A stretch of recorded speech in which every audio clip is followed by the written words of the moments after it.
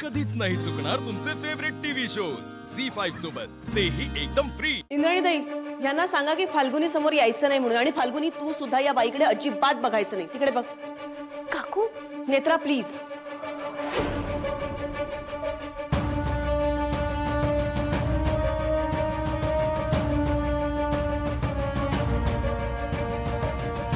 मला एक सांग, गरोदर बाईच्या समोर लहान बाळांची चित्र का लावली जातात? तिच्या मनात चांगले विचार यावे, ती आनंदी राहावी ह्यासाठी ना? या मैथिलीचा चेहरा त्या रुपालीची तंतोतंत जोडतो, ज्या रुपालीने फाल्गुनीच्या पहिल्या बाळाचा जीव घेतला होता। विसरलीस तू? मला सांग, आता फाल्गुनी किती दडपणाखाली वावरत असेल घरात, किती भीती वाटत असेल तिला? विचार केलायस कधी तू तिचा? पण तू फक्त मैथिलीचा विचार करतेस।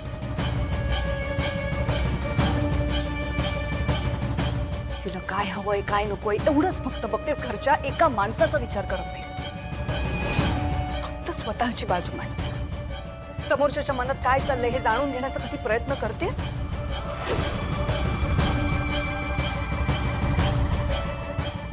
तर कुणालाही नको असताना तू ह्या बाईला इथे ठेवून घेतलीस। काय चाललंय सगळं?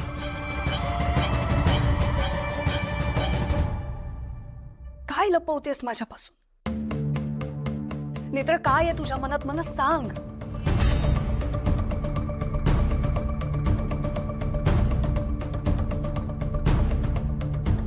हे सगळं लपवण्याचं काय कारण आहे? तुम्हाला ऐकायचंय ना मी असं का वागते?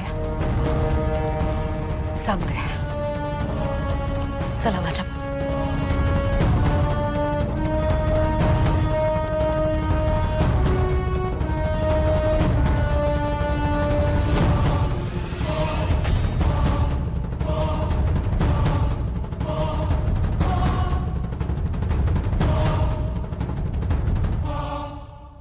आत्या शतग्रीव परत येणार नाही।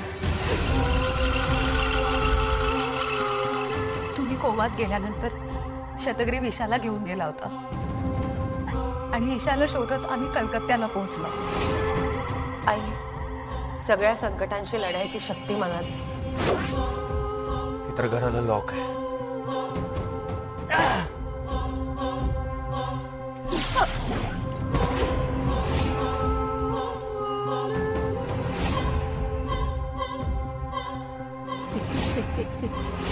मान्य कर, मातृत्व देवत्व याहूनही मोठी शक्ती अस्तित्वात आहे, आणि ती म्हणजे शतग्रीव। तुझ्या डोळ्यात देखत तुझी मुलगी 10 असुरांचा वंशज होईल। माझा विषारी पाना आता हिला माझा वंशज बनवेल, नाहीतर कायमच संपवेल।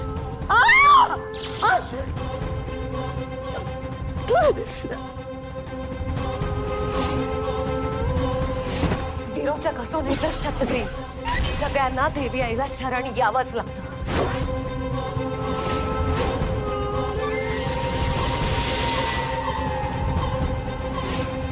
आणि तेव्हा त्रिनयना देवी आईने मला दिव्य दर्शन दिलं आत्या। हो आत्या,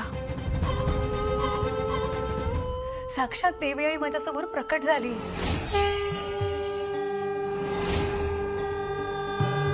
नेत्रा, आता तुझ्यावरची संकट जरी टळलेली असली तरी तुझी जबाबदारी अजून संपलेली नाही। आता वेळ आहे मैथिलीला आधार देण्याची। तू एक आई आहेस नेत्रा, तूच एका आईची वेदना समजू शकतेस, आणि म्हणूनच मनात कुठलाही किंतु परंतु न ठेवता मैथिलीला आधार दे। हे काम तूच करू शकतेस, किंबहुना हे काम तुलाच करायला हवं, कारण शतग्रीव परत येणार आहे। विरोचकाच्या वधाचा सूड घेण्यासाठी शतग्रीव नक्की परत येणार। पण लक्षात घे, मैथिली तुझ्या घरात असेपर्यंत सुरक्षित आहे, कारण तुझ्या घरात माझा वास आहे। पण ज्या क्षणी मैथिली तुझं घर सोडून निघून जाईल, त्या क्षणापासून तिचा शतग्रीव होण्याचा प्रवास सुरू होईल। आणखी जोपर्यंत माझा तुझ्या घरात वास असेल तोपर्यंत सगळं सुरक्षित असेल. पण ज्या क्षणी मी तुझं घर सोडून निघून जाईन त्या क्षणी शतग्रीव मैथिलीच्या शरीराचा ताबा घेईल आणि अनर्थ होईल, विध्वंसाला सुरुवात होईल. कारण हे सगळं विधिलिखित आहे. जे विधिलिखित आहे ते घडणारच. यशस्वी भव.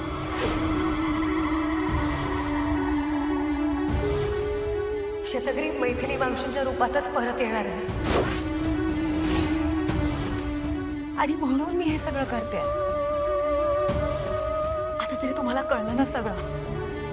तुम्हाला कळलं ना मी मैथिली मावशींना का जाऊ देत नाहीये. मजा आहे का? घरचे तुमचं ऐकतील.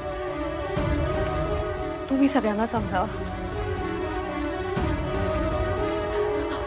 ते तुम्ही सांगा त्यांना.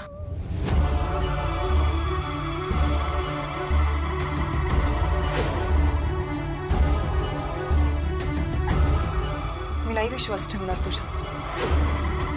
विरोचक वधानंतर एक सामान्य स्त्री म्हणून तू आयुष्य जगशील असं साक्षात देवी आईने तुला सांगितलं होतं. आणि तरी सुद्धा देवी आईने तुला दर्शन का दिलं? देवी आईची दिव्य शक्ती असलेली एकच मुलगी आहे आणि ती म्हणजे मी. देवी आईला काही सांगायचं असतं ना तर तिने मला सांगितलं असतं, मला दर्शन दिलं असतं. खोटं बोलतेस. त्या मैथिलीला वाचवण्यासाठी तू देवी आईचं कारण पुढे करतेस.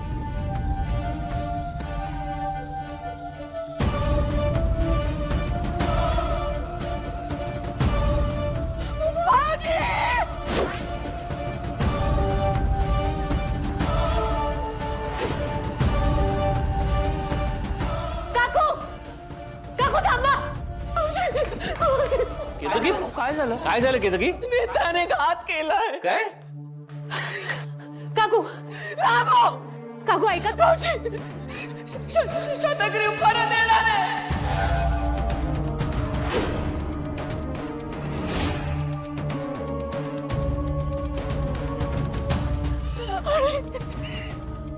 या बाईच्या रूपात परत येणार आहे.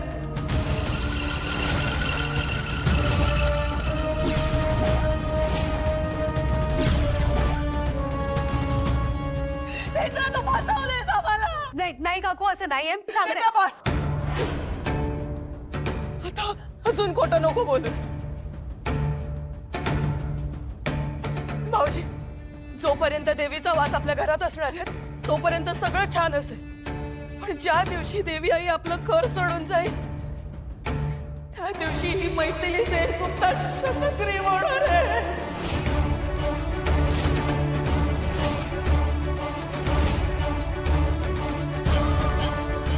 झी 5 ॲप डाउनलोड करा आणि पहा सर्व एपिसोड्स एकदम फ्री.